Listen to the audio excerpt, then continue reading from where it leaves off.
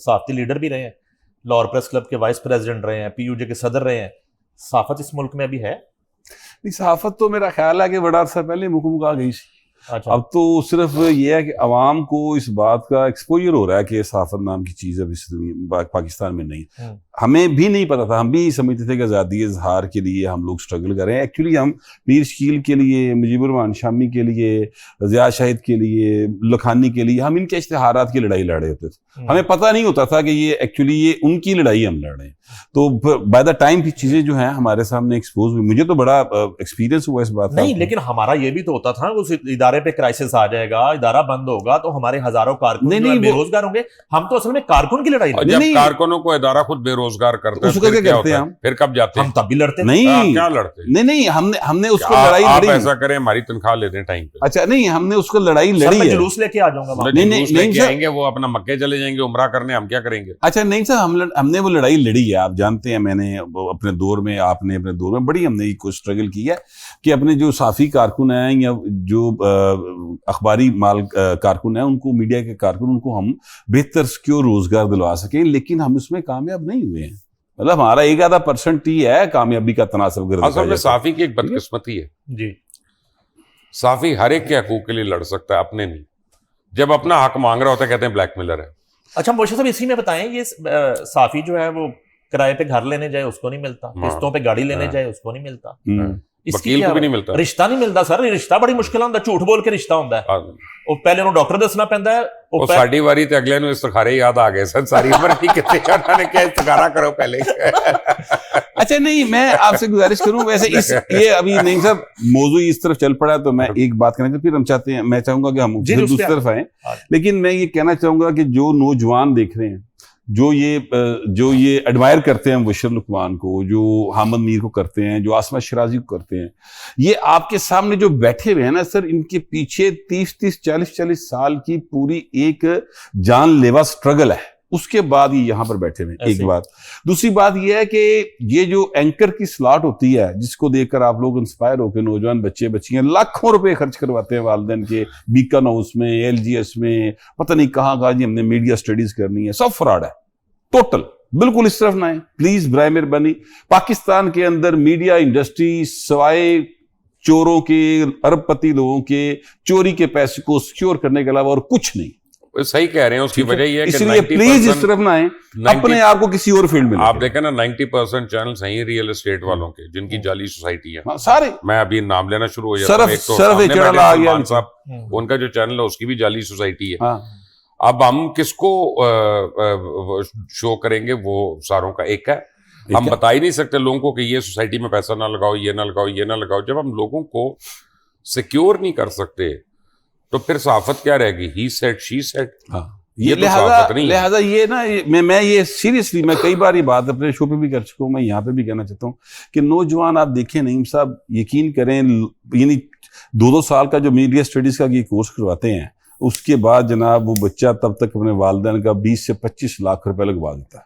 اس کے بعد جب وہ آتا ہے تو آپ کے پاس سفارش آ رہی ہوتی ہے, اس کو انٹرن پہ رکھ لیں, اور وہ بغیر پیسے سے نوکری شروع کرتا ہے. اس کے بعد جناب وہ کام شروع ہوتا ہے, جو دیگر وہ پیسے لگ رہے ہیں وہ دیگر بھاجی ادارہ بند ہو گیا. آپ تو دونوں بڑے لوگ ہیں نا, تو یہ میں گزارش کرنا چاہتا ہوں کہ اپنے بچوں کو بچائیں پلیز, اس طرح مت لے. سر میں نے تو روڑی کٹی ہے نا, میں تو مینجمنٹ کرتا رہا, بیورو چیف رہا, تو میسکوم کر کے 99.9% جو بچے آتے تھے ان کو علی بیبی نہیں آتی تھی. ان کو پڑھانے والے نان پروفیشنل ہیں. ایگزیکٹلی, وہ انٹرنیٹ سے سلیبس ڈاؤن لوڈ کرتے ہیں, ان کو رٹے لگوا دیتے ہیں.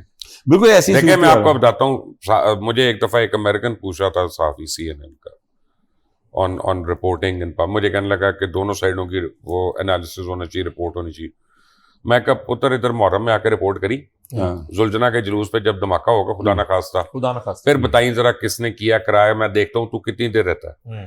آئی مین یہ کہنا بڑا آسان ہے کہ دونوں سائڈوں کی رپورٹنگ کرو, تیسری سائڈ کی بھی رپورٹنگ کرو, لیکن آپ کی 60% رپورٹنگ تو وار آن ٹیرر کے اوپر ہے. جی, آپ کیسے اس کو اس طرح بیلنس کر سکتے ہیں؟ آپ بڑی ڈینجرس ٹیریٹری میں ہیں.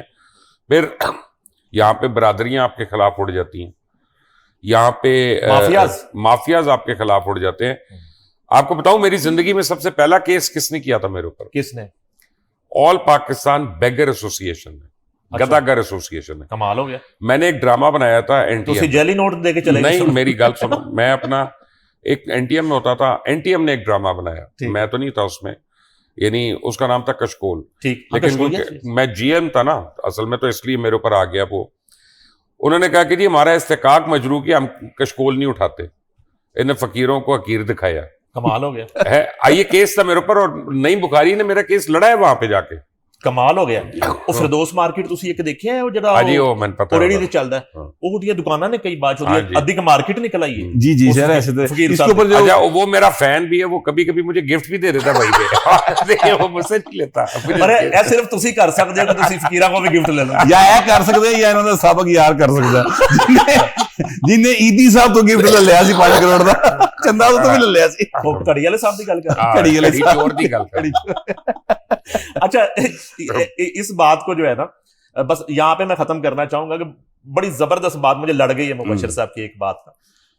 اس کا جو ہے نا میرا انالیسز یہ ہے چھوٹے سے کیریئر میں, اس وقت کی صورتحال یہ ہے کہ اس ملک کے 90% میڈیا آنرز جیلوں میں ہوتے اگر ان کے میڈیا ہاؤسز نہ ہوتے. بالکل ٹھیک بات ہے, ہونا بھی چاہیے, ہونا بھی چاہیے, ہونا بھی چاہیے, اب بھی ہونا چاہیے سر. تو ان اداروں میں صحافت کیا ہوگی؟ پہلی تو بات آزادی ہے, صحافت ہمارے اداروں کے اندر نہیں ہے, نہیں ہے, ہم خبر ہی نہیں دے سکتے.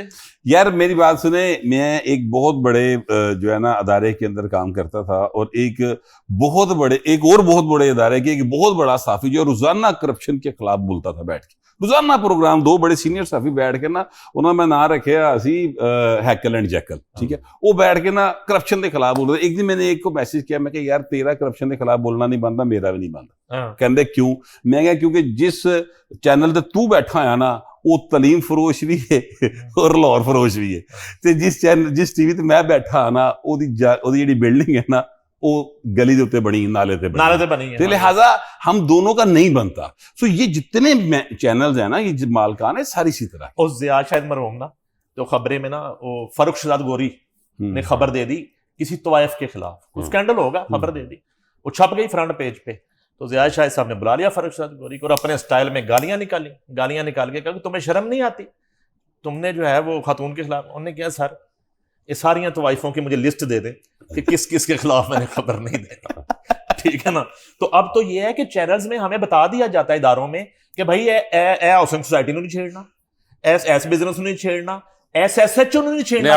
مجھے آپ ایک بات, ایس ایس ایچ او کے خلاف آپ مجھے ایک بات ہے, میں ابھی ریسنٹ آپ کو ایک بات بتا دیتا ہوں.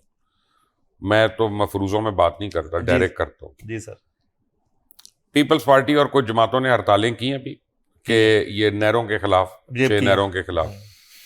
یہ کسی نے کسی چینل پہ نہیں بتایا, اور میں اعلان آپ کو کہہ رہا ہوں یہاں پہ کہ $1.5 بلین کا پاکستان کو نقصان ہوا ہے ان ہڑتالوں کا, ٹھیک ہے. کون اپنا مجرم ہے آپ مجھے بتائیے یار. آپ کے پاس اسمبلی, آپ کے پاس سینٹ ہے, آپ کے پاس پروونشل اسمبلی, آپ کے پاس 100 فورمز ہیں جن پہ آپ پروٹیسٹ کر سکتے ہیں, اینڈ اس پروٹیسٹ کو آپ ویزیبل کر سکتے ہیں.